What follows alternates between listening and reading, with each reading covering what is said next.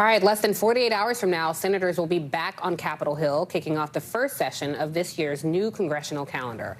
And now that it is officially 2022, that means it's officially a midterm year, and the clock is ticking for Senate Democrats to pass federal voting rights reforms, Build Back Better, and anything else that might convince voters to once again risk life and limb to stop the Republican Party, which is beholden to Trumpism, from seizing power. Joining me now, New York Congressman Adriano Espaillat. He's the second vice chair of the Congressional Hispanic Caucus, and Ohio Congresswoman Shontel Brown, the newest member of the Congress. She's a member of the Committee on Oversight and Reform. And of course, Dr. Jason Johnson is still here with me. Congresswoman, I'll start with you since you're the woman on the panel and the newest member of the Congress.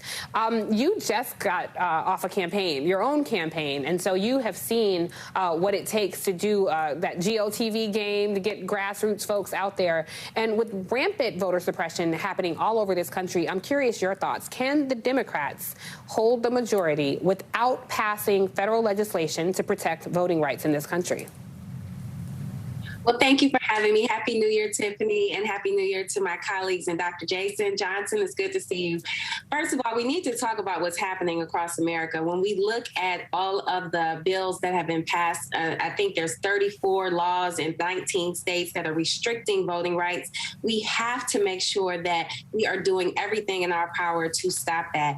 So a coordinated campaign founded on these baseless accusations of voter fraud and election fraud just really needs to come to an end.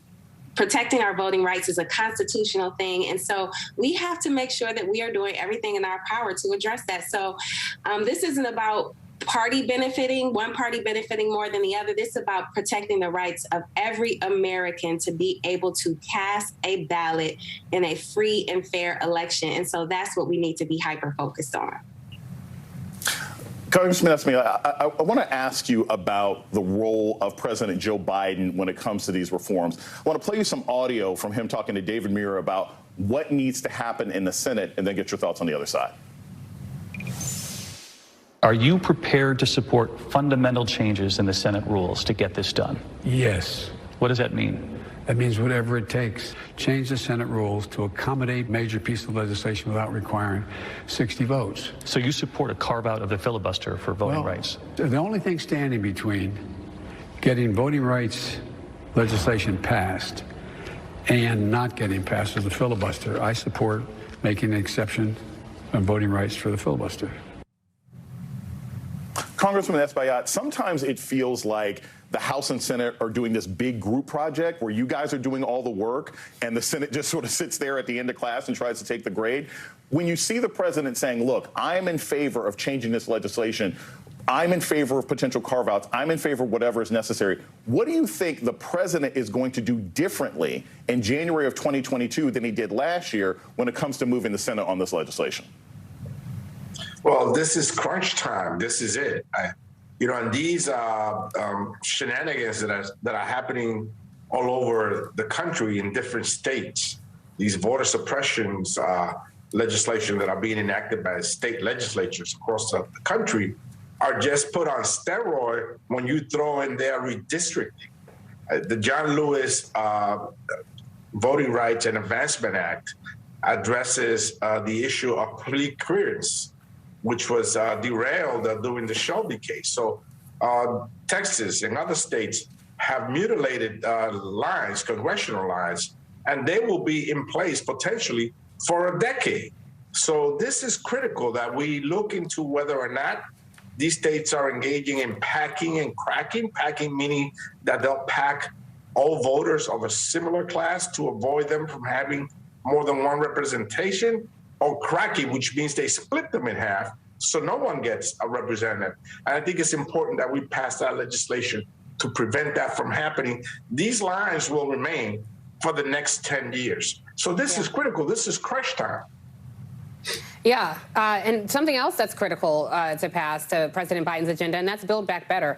Some of your colleagues, Congresswoman, have supported breaking the bill up like a piecemeal way and introducing them as individual bills. I'm curious your thoughts on that. But the bigger question is, because yet again, in the upper chamber, it is Joe Manchin who's standing in the way of this legislation passing once again. If you were given an audience with Joe Manchin, what would you say to him to impress upon him to get out of the way of having these crucial pieces of legislation pass? Well, first, I think that he believes he's doing what's right for his constituents. But I think the bigger picture, as you pointed out, is what's important for the American population as a whole. So many people are suffering and waiting for the Build Back Better legislation to pass. When you think about the child tax credit, which is a part of the Build Back Better legislation, and expanding that put $435 on average in families' households. And so we have to talk about it in terms of how it helps families. When I think about my constituents in Ohio's 11th congressional district, 70,000 people have benefited from the child tax credit. And so we have to be able to find that common ground and focus on the things that are beneficial to all of our constituents, whether they're in West Virginia, Ohio's 11th, Arizona, or in New York. And I think that if I had the opportunity to share, to speak to him, I would say, let's not let the perfect be the enemy of the good. And we don't want to take any of the options off the table, right, Tiffany? We want to make sure that every possible avenue to move this legislation forward is available to us. And so because of that, I think, again, we have to focus on where we can find common ground, but I'm not opposed to breaking it down so that we can get more effective programming for a longer time. And I think that's an approach that Senator Manchin and I both agree on. Congressman, I want to ask you about this, and this is a key thing. When Congressman Brown talks about, hey, we want to have effective programming, one of the most important programs to my students at Morgan State University and across the country is the sort of delaying of federal student loans and how people have been given additional time. It's now been extended till May 1st. I know a lot of kids who are cheering out there. I know a lot of people who are happy. But May 1st is going to be right around the corner. What kinds of new policies might we see in this coming new Congress that can address the crushing debt that students and their families are still facing since we're still dealing with a pandemic economy? Where there's more student debt right now than credit card debt for some time now. So I'm a proponent of eliminating the student debt, and the president does that with a stroke of the pen. But let me go to the Build Back Better. I believe very strongly that Senator Manchin has been back and forth on this. One thing is for him to engage in this rhetoric. Another thing is for him to cast a vote on the floor of the Senate and have to explain to the parents of 346,000 kids that are benefiting from the child tax credit, or have to explain to 94,000 children that will access daycare. Many of those parents are paying 22% or more of their income. This daycare plan will keep them under 7%. So these are all critical things that he will ultimately have to explain to his constituencies. I think we have a window of opportunity to build some consensus. And I think one thing is the rhetoric, but voting on the floor and sort of like telling people dead on their face, I'm not with you on this important piece of legislation. It's a totally different thing.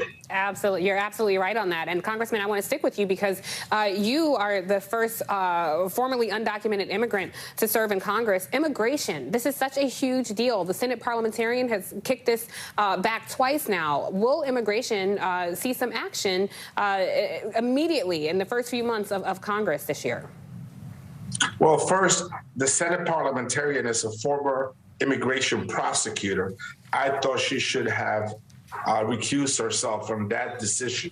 But she's already turned down 3 of the proposals that we sent.